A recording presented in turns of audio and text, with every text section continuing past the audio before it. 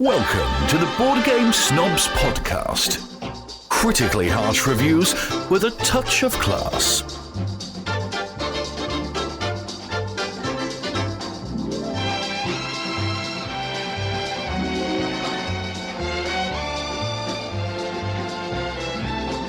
Go. Ready for the best podcast you could probably be listening to this time. We need to keep it down, though. Keep it quiet a little bit. My wife's in the other room. I don't want to disturb her. Your kids are asleep? But, no, my kids aren't asleep. This is Sunday afternoon. Where are They're your outside. kids?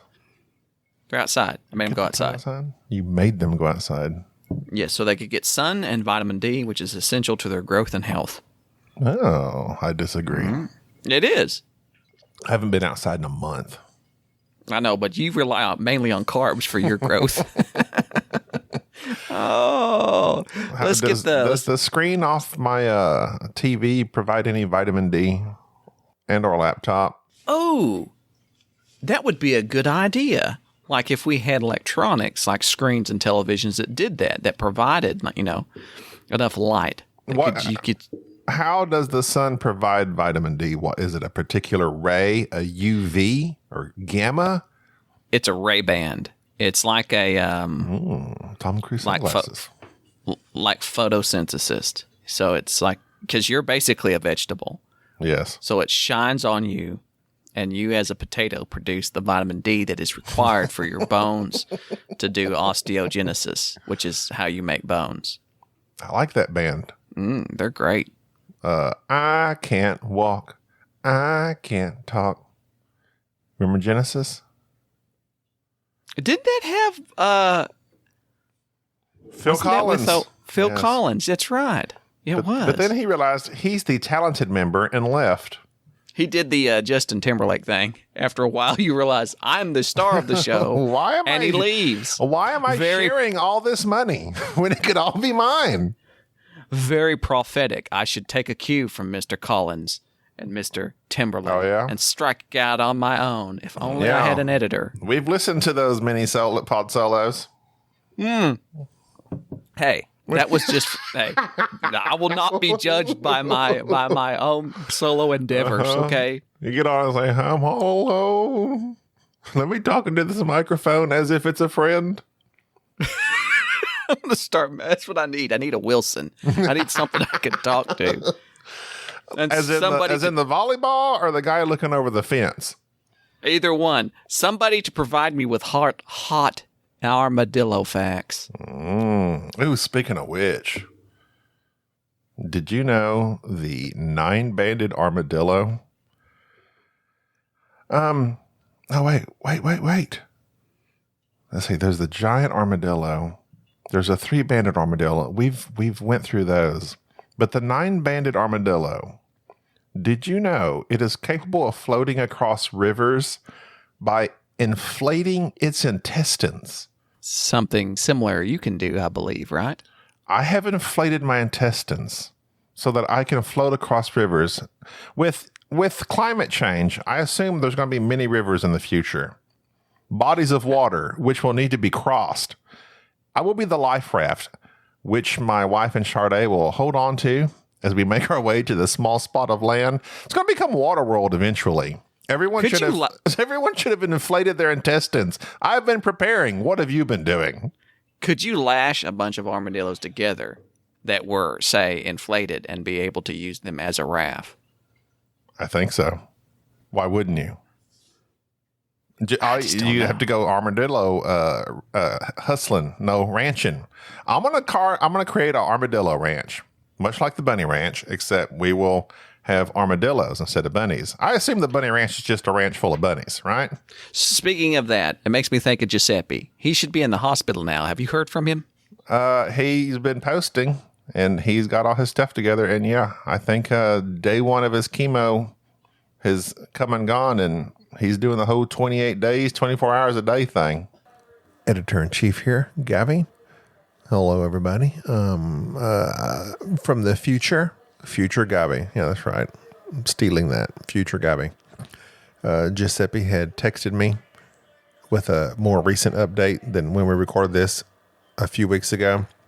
He said he got some good news. Instead of spending a whole month in the hospital, he gets to go home on Monday. Now, that Monday would have been this Monday, which was, let's see, this Monday will be, what will this Monday be? The 15th, March the 15th. So Giuseppe will hopefully get to go home on Monday the 15th. He said they're going to continue treatment at home as home health care. So that's good news for Giuseppe. Now on to the show. Oh. Yeah, somebody posted on the Facebook group that Giuseppe's laughs is similar to a Bond villain. And when I listened to that podcast, I couldn't help but realize that Giuseppe does have a very disturbing, I have your loved one. You must, I have your loved one. No, Mr. Bond, I want you to die type laugh, anyways, cracks me up. It also cracks me up that I just now realized that we are poking fun at a cancer patient. Oh. So perhaps we should just edit this all out because that might not be great. He knows. Hey, he knows? He knows what podcast he came on. Oh, well, I hope Giuseppe's doing better. Well, we need to message but to get back to armadillo face, because that's what we are now. The second way, what do you think the second way is? Okay, so 1, intestinal inflation. Mm-hmm. 2, how else would you cross a riverbed? Intestinal inflation is what our economy's about to be doing. How else would you cross a river? If you can't go on top, go across the bottom. You mean they can walk on the bottom? They can hold their breath for 6 minutes and walk across the bottom. Really? Yes. I didn't know that they were just this versatile. They are fascinating animals, and I think they've been severely overlooked, underestimated. We are now the board game armadillos. Don't underestimate us. I find it. But we're two-banded, sometimes three-banded. I don't know what the advantages of the bands are. It's just, I think it has to do with the size of the armadillo generally. Because like the giant armadillo has 10 to 13 bands, and there's a 9-banded. Then there's like the little pink one. There's a little pink armadillo. I'll give some facts on it later, but it's got, I think, just a few bands. I don't know. Yeah, we don't want to waste all of our hot armadillo. No, I gotta give it all out in small doses, because then how else can I keep this armadillo thing going? Especially if it becomes our mascot. Is it going to be our mascot? God, I hope not. I have recently. You've seen the pictures I posted on the Facebook group, no doubt. So I have, I've started getting into clay sculpting, the modeling, and for some reason, just Clay a few nights ago. Are you the one making him more muscular these days? Clay Aikens. He needs a little better jawline. Let me help him out there. I'm sculpting clay. There's a skit there. I'm thinking about it. There's a good skit coming out of that. But yeah, so I made an armadillo out of clay, and now I'm like obsessed with making clay armadillos for some reason. And it's I've gone down. Have you made which armadillo have you made? Have you made the? I have finished a 3-banded armadillo with a top hat. Roll it up into a ball. Of course, it's a snob. I have just now cooked a 6-banded armadillo. He is a little more prestigious. He has a bow tie and a monocle. And so I haven't painted him. I've just got him baked. Well, I don't understand. Baked. Why are you eating armadillos? What are you doing? Yeah, you have to heat it. Yeah, the clay doesn't harden by itself. You have to mold the clay into whatever you want and then stick it in the oven at 275 for 15, 20 minutes. You're cooking armadillos. Yeah, I'm cooking armadillos. And then afterwards, you take them out, you paint them, you seal them, that type of thing. I didn't know there was so much I didn't know clay sculpting was a thing, really. Oh, clay sculpting is amazing. If you just want to sit back, all right, if you're like into like... we're not talking like Ghost, you're rubbing your hands up and down this thing as I'm behind you, also rubbing my hands up and down the whole clay thing, the table spinning. That's pottery. But that's clay, right? Yeah, it's different. It's pottery. That's not the type of thing. So if you want to get on YouTube, watch Ace of Clay. Ace of Clay is amazing. It's this guy who just does simple, I say simple models. He makes it look so easy, but he just picks an object and a character. And right before your eyes, he takes a hunk of clay and just shows you how to make things. And it's amazing. It's on the lines of The Painter, of Bob Ross. It's super calming. But anyways, his channel has become like my new obsession. That and watching the rabbits fight. Do you still listen to Righteous Brothers as you sculpt your clay? A little bit. Unchained Melody, a little bit. I need to move on because this is getting super boring. I'm just not. Nobody wants to hear about your armadillo facts. Nobody wants to hear about me sculpting armadillos. We need to move on and talk about the hot topic. You always want to move on. I have a question for you. Yeah, go ahead. I saw a fellow today, and this has bothered me for quite some time. He was counting off things numerically, as one does, and he was doing them with his, when you count with your hands. 1, 2, 3. He was gesturing. Mm-hmm. When I gesture 1 to 3, I start off with my pointer finger, 1, then my middle finger, and then the ring finger. I mean, that's the way it should be done. It irritates me. It makes me angry when someone starts off with their thumb first as 1, then 2. Why not? It's wrong. That's wrong. He was doing 1, 2, 3. It's supposed to be 1, 2, 3. I've even seen people say like 3, and they'll hold up their pinky, their ring finger, and then their middle finger like 3. That's a European thing. No. Well, I'm American. It's 1, 2, 3. Pointer finger first, then middle, then ring. 1 to 3. If What's you do 5? it any other way, your thumb is the fifth one. Your thumb's the fifth one. Yeah, 1, 2, 3, 4, 5. Thumb is 5. But you don't think it's better to go in order, like 1 with the thumb, 2, 3, 4, 5? No.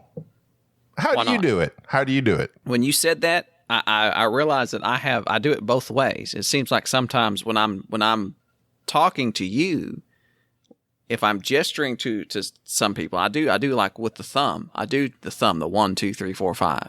I start off with the thumb. If I'm just making one point, Incorrect. If I just want to well, no, here's the thing. If I know I have, if you notice in the when you're rooting for your team, we're number 1. Nobody's holding their thumb up. We're number 1. No, you're hitchhiking with a thumb. Number 1 is the finger. But no, pointer. Thumbs up though indicates goodness, greatness, and acceptance. I mean, that's universal. That's almost the thumb. Okay, but we're not counting. We're not counting with the thumb up. I'm talking about counting. The number 1. We have it on giant foam fingers here in the States. When you're cheering for your team, number 1, the finger is up. You don't say number 1. Hitchhiker, good to go. Good job, buddy. That's not what I'm saying. I'm saying number 1. I feel strongly about this, and it bothers me. It bothers me when someone counts weirdly with their hand. It distracts me. I'm like, he's counting wrong. Why is he doing his hand like that? It's 1. It's not 1. They'll even go like, I got 2 points for you. And they'll hold up these 2 random fingers. It's like, why not just do the devil sign? I got 2 points for you here. 1 and 2. Or just the bird. Flip me the bird. You might as well if you're not starting off with the pointer finger. You're number 1. All right. Well, so since we're dealing with social norms and wording and meaning, I'd like to that will branch into what I want to gripe about. Now, this may seem like I'm hostile towards you, but I am in a way. Towards me? Yes, towards you. So I'd like to start this off by number 1, we thank all of our listeners for your emails. We are going to be answering them, all of them probably, next episode, because we got some great emails. Some from Mr. Jason Osterbind. And I thought Luke you were fixing to say Derulo, and I was going to be real happy. Brendan Haynes, he sent us an email. We got several. Jesse Welch just emailed us. Said, my first concert as a teenager was Bachman-Turner Overdrive in Eugene, Oregon.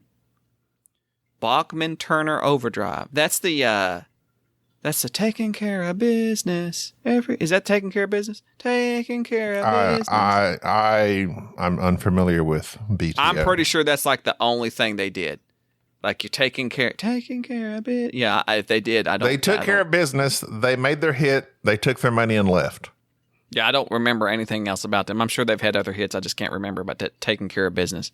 Anyway, so we'll get to those next episodes because I want to gripe at Gabi. So the other day, we have been playing a lot of BGA games, and one of the games that we had, we were wanting to try out was a game called Abyss. Now, Abyss is designed by the famed designer Bruno Cathala. Now, Abyss is the card drafting game that doesn't even have the name on the box. It has that infamous looking face on it. It's like an underwater, really no nose. Looks like Voldemort underseas. Yeah. So it's like sea Voldemort. Right. So there's this really intense artwork in the game. And so it was one that I have always wanted to play. I was glad to see it on BGA. Well, Gabi texts me and says, "Oh, I've learned it. I know how to play it. Let's play it." I was real excited. I learned a new game. He had learned a new game, which it's hard for him at times to strike out and learn a game on his own. But he then texts me something, and this is the problem. It came in a written form. He texts me that this game was, and I quote, pretty good.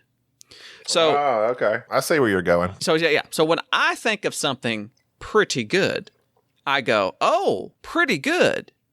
That's like, and I have certain games in categories, like games that are pretty good. So I was feeling like, oh, this is going to be a great game. And so we proceed to start playing the game. Gabi quickly teaches it. And just to give you a rundown of the complex mechanisms in this game.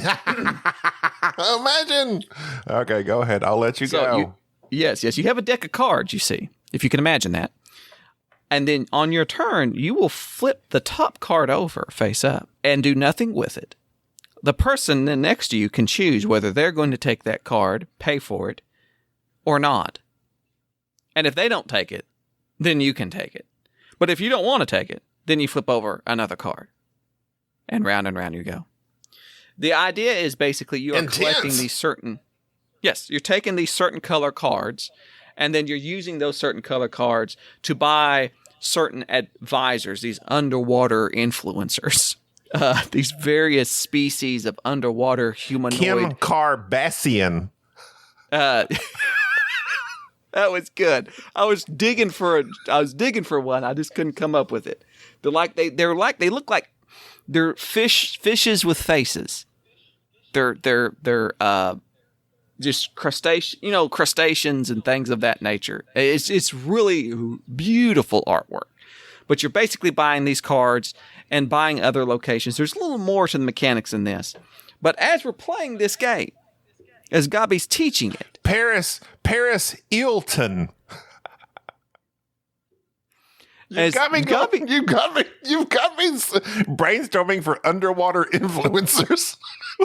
you just stay at it, okay? You just stay at it. Elon Musk, isn't a Musk a thing? I don't know. Barnacle Cumberpatch. There is a So the mechanism in the game is very simple, and as we're playing it, as we start the game off, Gabi says, "This is basically Splendor," and my heart sinks, and I'm like, "It kind of is," because you're taking like a ship into the ocean. Your heart. Yeah, you're taking cards, much like you're taking poker chips in Splendor, to buy other cards that give you victory points. Except in Abyss, it's slightly more complicated than that because there is some comboing of these cards. And so I'm not saying it's as simple as Splendor, it's a step up. But then as I am dulled to sleep playing this game, like I completely check out. I'm more interested in looking at the cards and the artwork than I am playing this and this is just the base game now. So I can't speak to the expansions. As we're getting done, I am griping about this game going, this is just not very engaging. The theme, and Gabi says, yeah, it's just pretty good. And I go, no, wait a minute now. You said it was pretty good. And he's like, well, yeah, but it's just not great. I'm like, no. You said it was pretty good. Pretty good is pretty good. It's like something that I want to play. But Gabi's definition of pretty good is it's Splendor. And so we get into this long Splendor, but better. I do like it better than Splendor. I somewhat enjoy Abyss for a mind-numbing, just do this, do that. I mean, it's kind of a relaxing, easy game for me to play. It's mind-numbing. You said it right there. That is not pretty good. No, it is well, not see, this is where we're different. I mean, are you going to be done and let me speak? You've been talking for a while now. Since I got to get up to get me some more tea, you can go ahead and speak while I pour myself some more tea. Go ahead. Keep speaking. I think this is, first of all, this is why texting people your thoughts and feelings, it doesn't really work because there's no connotation, there's no tone of voice. When I said, yeah, it's pretty good. That's pretty good. And that's a whole different ballgame. And also, if something is good, it's good. Pretty good, in my mind, is not as good as good. It's pretty good. Just like if someone said, how you like that lasagna? Yeah, it's pretty good. Doesn't mean it's great. Doesn't mean it's real good. Doesn't even mean it's good. It's just right there next to good. To me, Jerry, then he goes online, looks up the definition of pretty good, blah, blah, blah. But, definitions, they have various meanings. I have a cousin. No, they don't. Shut they up. Are not subjective. This is my turn now. I have a cousin-in-law. Anytime we're eating, shut up. Anytime it's my brother, my cousin John. Anytime we ask him, he's always eating something. He's always just eating it. Anytime he eats something, I ask him, how's it taste? It's pretty good. He never says it's good. It's an ongoing thing. It's an ongoing joke. We're like, John never thinks anything he eats is good. It's always just pretty good. It takes a lot to blow him away. That's the way Abyss was with me. It was pretty good. It did not blow me away. It was not great. I don't know if it's even good. It's pretty good. It's not good. That's my definition of it. No, well, pretty good modifies good, making good better. It does not mean that it's less than good. It means it's more than good. Well, is there a modifier of good that makes good less good? There's very good. There's pretty good. Exactly. You're saying for you, pretty good is better than good. Yes, not just me, to literally everybody. Oh my God, no, I disagree. And please, I know I'm not the only one. If you say something, that's pretty good. Yeah, so you're telling me you never had anybody say, yeah, it's pretty good? No, yes. I'm talking real life scenario. I've heard it. Real but life I'm telling scenario. You, by the definition, pretty good. I don't care about definitions. Definitions, you can go to the books. I'm talking about the streets. When you're on the streets and somebody says, how's it going? Pretty good. Does that mean real good? No, it means slightly. It's not good. It's pretty good. It's okay. It's like, okay, it's fine.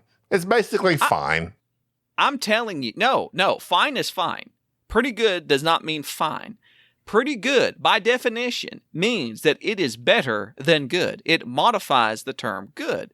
Now, just to back that up, you know how many definitions of words are defunct and out of play these days? They no longer apply in the 21st century. Definitions I'm looking at the come definition and go. right now. You can just admit that you're wrong. Is there? The true definition needs to come off of Urban Dictionary. Let me go to Urban Dictionary.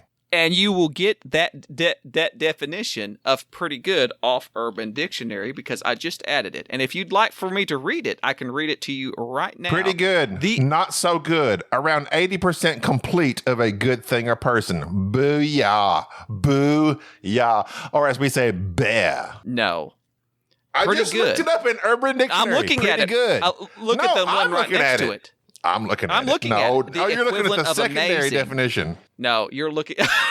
You can't. I'm looking at UrbanDictionary.com. I typed in pretty good. It says not so good, around 80% of a good thing, which is, I'd say, pretty accurate. No, I'm not going off of it. I'm going off the definition. You can get on Quora. Pretty good means it's good. It has nuances depending on the context or tone. It's good. I'm sorry, best, I'm hip with the kids on the streets and you're going by Webster's, whatever. I'm saying that your definition of pretty good. Now, anyways, I'm just going to, take about 20% off clear, over there. By good, It is to be something that is desired or approved of. It's something that has qualities required for a particular role. So, Abyss is an abysmal game. Oh, I see what you did there. I absolutely, it is a game for which the artwork was amazing. And I can't speak to maybe the expansions and the add-ons changed the game, but this was a game that as we were playing it, I even went back and played it again by myself, just trying to see if there was something I had missed. It is one of the most boring, I guess you call it a drafting Abyss game. Or Splendor? Abyss. Okay. So Yeah, it's awesome. better than Splendor. Yes, it's better than Splendor, but a poke in the eye with a sharp stick is better than Splendor. Yeah, it's not. So it is not Now pretty you're being good. facetious. It's not good. It's not fair. I would say the art is amazing. I've played bad games. I've played games where I say, you know what, this is so terrible, I'm quitting. Abyss is not that for me. It may be for you, but it's not that for me. I didn't say that. It's mediocre.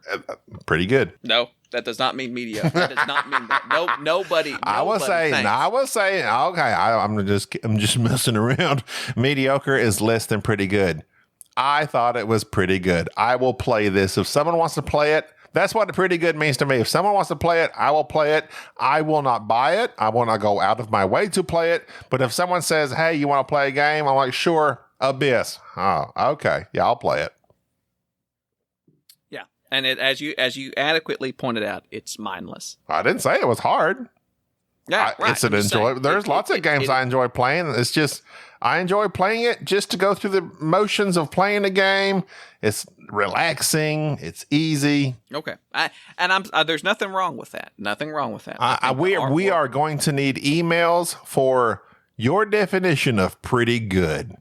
Yes, and other types of expressions that you hear people say. Because what bothered me about this is that when I hear pretty good, I think this game is going to be of certain quality. And I don't say pretty good unless I truly mean that this is an above average game. And it just shocked me that my counterpart is using the same term, which I am saying this is pretty good. This is a game that I would rate a 6 or a 7. And he is using that terminology to rate a game that's probably a 3 or a 4. So that was just an interesting little a little nuance in terms of the language that we use to describe games. And so discussing the artwork, which is something that I think Abyss has in spades, brings me to another game for which we played, for which I think the artwork causes some issues with, and that is the Magnificent. Matter of fact, Gabi felt very strongly about the artwork in this game, and I'll let you take it from there. Oh. I mean, if you want me to say, I despise looking at the artwork of this game. It made me I was visibly angry to Jerry. He came over. We played it. The lines upon borders. Hey, let's border this card with some lines, not just one line, 2 lines. And between those 2 lines, let's put some dashes at the corner and then an arc around that line and the dash in the corner and the border and the border and the extra border. It made me angry. All the freaking lines on this game. There's art on the box. It's like, a wannabe Cirque du Soleil kind of thing. And they had some good pictures of it was like a tiger or something. I'm like, now that is like Abyss-like. And this portrait there of whatever that animal is, some of the characters. But the game board itself, talk about abysmal. This game board is absolutely irritating. It made me angry trying to figure out what's going on. If they had just done a simple board, do like a Stone Age type board, but with a carnival or fair, that would have been great. Sure, cliche. I get these people were trying to, I don't even know who did it, but they were trying to do something different. And it definitely stands out, but in a very bad way. I might say a negative because it looks like a photo negative. That's what this game board looks like. I'm like, why does everything look like this? Why is everything black? And all I see is these gold lines everywhere. Just borders upon borders. It made me angry. Enjoyed the game. The mechanics are fine. They're great. I would say they're great. Pretty good. But I just, no. Literally, playing this game made me angry with the art. The art made me angry. I can't even talk about it. I'm getting angry right now just talking about it. My blood pressure is going up, Jerry. Okay, I'll talk about it. So the Magnificent is from the same Norwegian designers that did a very popular game back in the day. I believe it was Santa Maria. Santa Maria. And the guy who did the art looks like to be an artist who has done some artwork for the Unlock series. So this game came out in 2019. I first saw it at BGG convention. Several people that we know were playing it. I took one look at the board and went, "This is awful. Like, I don't want to play this game. Like, I have no clue what's going on. I don't even want to look at it." I will say that after you set it up, learn it, and kind of get used to the way that it presents itself, it's fascinating. I'm not 100% against the art. I see what they were trying to do. They were trying to go for that very dark background, kind of like in Brass, Birmingham, or Lancashire, that kind of a presentation. The theme of the game is that you're running a circus, and there are various performers, and all the colors are like these neon light looking colors that are all just kind of very psychedelic, and everything just kind of seems just a little bit off, so to speak. So it's interesting to look at, but it really does, in a small way, detract from the game. I did not like the busyness of the board or the player boards and everything. Now, with this complaints aside, and I will continue to move off the art and go on into the actual mechanism of a game. This is a dice placement game, and I hate dice placement games. No, you don't. This is a dice drafting game as well. Like, you're drafting the dice, which I hate drafting. You're that guy. You just like to, you hate on everything, but like it all, really. In actuality, you like dice drafting, you like deck building, you love it all. I don't. There's 3 rondelles. That's my cousin. The theme of the game is barely there. It just it almost detracts from what you're doing. This is very just. And the theme barely comes through because of the freaking board. If they had made a board where say, "Hey, you're entering this circus. All right, now which tent you going to go into? They're going to put on a show. Oh, you could use that show. Take this, do this." I think the board detracts from the theme instead of adding to it. Right. And it's got a very weird presentation. I will give it this compliment. The player boards, once you get used to it and you realize what's all going on, the player boards, and I think what they would call, like, in terms of like computer games or computer applications, like the user interface. I don't know what you refer to that in terms of board games, but what you need to know is on your player board. It's all symbols. Once you know the game, it does make sense. And to describe what you're doing in this game, there are some very interesting mechanisms in it. For instance, when you draft the dice, the color of the dice matters, and the pips on the dice is the strength of whatever action you're going to do. And there's just 3 actions. And the same 3 actions are pretty simple. You're going to either A, build, which is this kind of sub-game, this tetramino, polyomino type thing, where you're taking these various colorful tints and making these shapes on your player board. And these shapes are used to... You need these shapes to have these performances. Certain shapes for certain performers. And then the other one is just travel, which is just move this little wagon around these rondelles and get gems. These gems, I guess, represent the drugs that the performer needs to put on his show. I don't know. They're just the resources that are used to make the show happen. And these gems are also used to power up the dice to make them worth more. And the other thing is just the other action is just put on a show, which is just these neat little posters that have your performers on them, which really, those posters have the best art to me. And it's not because they have an armadillo as one of the performers, but you use that poster and put on a show, and you get points and money for it and so forth. And there's a lot of neat little mechanics in the game, such as you have these 4 cards that as you're drafting the dice, you're putting the dice on one of these 4 cards and you get a bonus. It's like your master cards is what they call them. Well, at the end of the round, you get a new one and you have to decide which one you're going to keep. Well, the top half is the bonuses that you receive. The bottom half are scoring. And you have to pick which card am I going to score now. Like it may score however many shows you've put on or however many circus tents you've had built. And that's neat because you kind of have this trade-off of which card I'm going to score. The game itself is nothing but a mishmash of a bunch of mechanics. From the dice placement to the dice drafting to the polyomino stuff to the resource management to the rondelles, everything about it. It's just a bunch of mechanisms just all thrown in and shaken about with this very thin theme put on it. And even though I didn't like the look of this game, the reason I got it was because we had a listener of the show kept talking about it, saying how great it was. And I thought, you know what? I'll give it a shot. It has a solo. Well, the solo's not that great. It's simple. It emulates the base game. But unfortunately, even the base game is very multiplayer solo. You're just doing your own thing. You're not really affecting each other. I mean, besides the normal, you took the dice I was going to use, but even that. Despite the horrible art in some areas, despite the presentation, despite it having a bunch of mechanics that I generally don't enjoy, this game is not pretty good. I would say it is good, though. I think it works. Good? So average. I know. Good is above average. Slightly above? So out of 10, if you were to rank it 1 out of 10, what would you give it? It's a 5.5. 5.5. So just barely above average. Yeah, it's 5.5, 6, somewhere around there.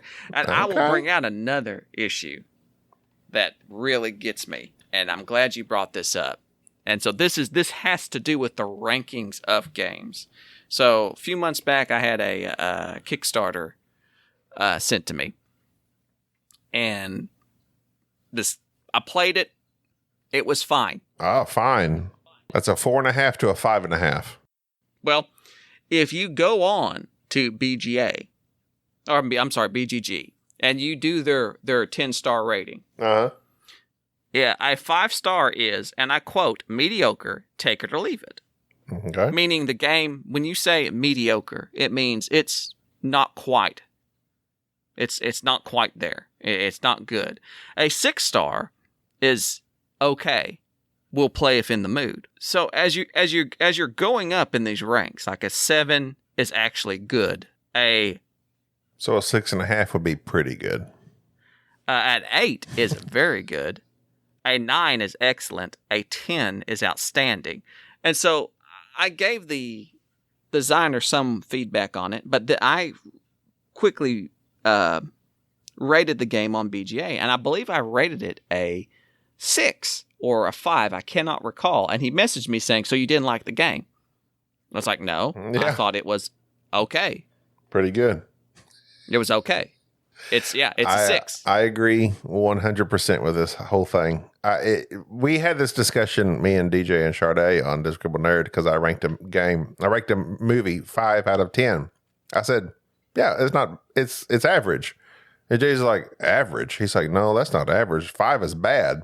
I said, no, 5 is literally average. It's the exact halfway point between 1 and 10. I don't get it. It's like, I agree. What the problem is that this generation, these millennials, have been raised on the A+. Everything's an A. Everybody gets an A. Everything's a 9 or a 10. If it's not a 9 or a 10, it's not any good.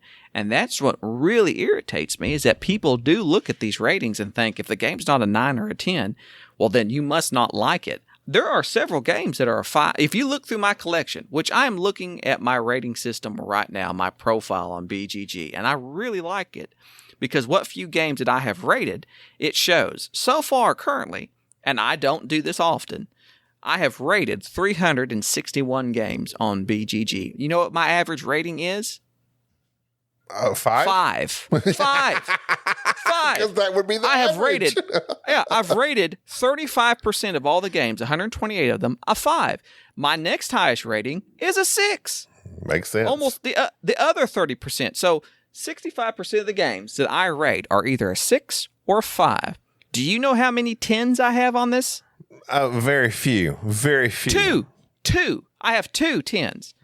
Two games I have rated a 10. I've rated only 4 games a 9. Are you going to tell us what your 10s are? No. Why? We're going to do a top 10. Because we're going to do a top 10 one of these days. Okay, so it's brass and something else. This is my thing. And Tom kind of goes into this on the Dice Tower top 10. Who? Exactly.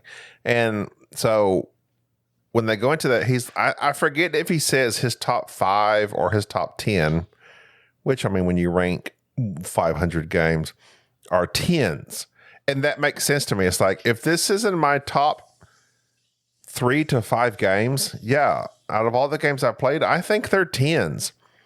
I don't go on BGG hardly ever. We have a guild on there that is probably defunct. I literally never go on BGG. But yeah, I mean, there's very few games that I would give a 10 that are outstanding. They're perfect in regards to me. Well, even not like viticulture. Okay, that's been my number 1 for a long time. So it would be natural for me that would be a 10. But I realize it's got these visitor cards that people have trouble with. It can be severely swingy and, not whatever the term is.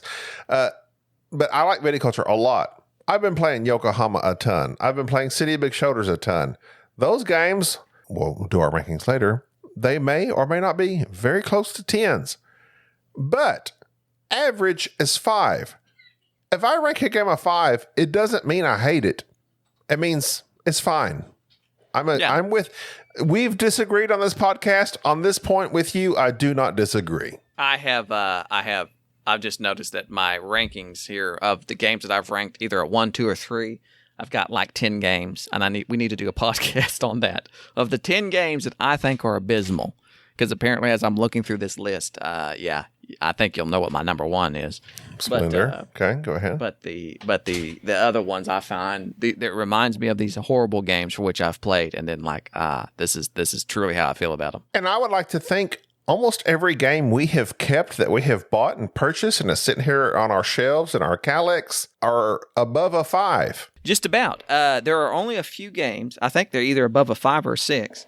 And I have rated a game a 7 or even an 8 and have traded it away because I've grown something else has replaced it, or I've just, I recognize it as a great game, but I personally have fallen out of love with it. Like I don't want to play it anymore. I think that's the thing that people don't get, is that you can look at a game and appreciate it and go, this is a good game. Like this is a great game probably. But for me, I don't necessarily think that it's going to be something that I will just continually enjoy. But that might go into something of our, I don't know what you had in mind for the next discussion, but a discussion I want to have on this podcast is I've been playing Fields of Arle solo. I love this game. I really do. I love the theme. I love the little animals. The production is great. You got lots of choices. It's a Uwe Rosenberg or Uwe, depending on how you would pronounce it. But I feel like this is a game, once you've played it so many times, and maybe you have reached that 110 score, there's not a whole lot of variability to it. So once I figure it out, I don't really want to keep on playing it. So I will trade it away. I haven't figured it out yet, but I'm assuming I will someday. What, Fields of Arle? Yeah. Well, you can't trade it away. It's mine. But no, it's not. Huh? No, it's not. Yeah, it is. It's mine. You bought this game.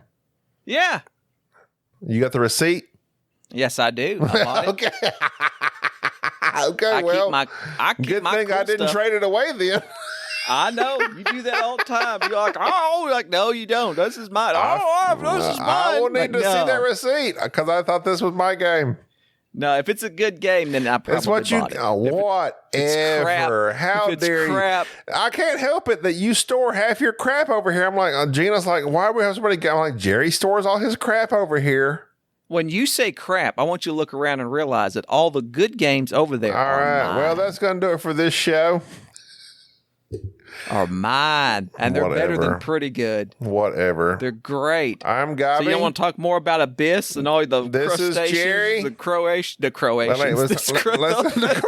how dare you talk about the Croatians? crustaceans, the people that you've got, your great game, your pretty good game, Abyss. Is Kelly Clarkson an influencer underseas? Kelly Sharkson. I just think yes, she is an underwater influencer, and now she's a daytime television person. Let's end this show. Save some of this fiery banter for the next episode. I'm Gabi. I meant to say crustaceans, so we're gonna edit that out because what that was. I'll let you end this episode since I have no idea what you're talking about right now. Okay, yeah, Croatia is a place. I know that Croatians are a people. All that you could see. Uh-huh. Okay. They are not under the sea. They are actually east of Italy, if I'm not mistaken, is where Croatia, the Republic of Croatia, is at. All righty then. That's Jerry with all those crustacean facts and Croatian facts. Are we done? Are you ending? We need to end this. I do geography more than I do biology. It's not my fault. All right. Bye. Thank you for listening to the Board Game Snobs. Stay classy.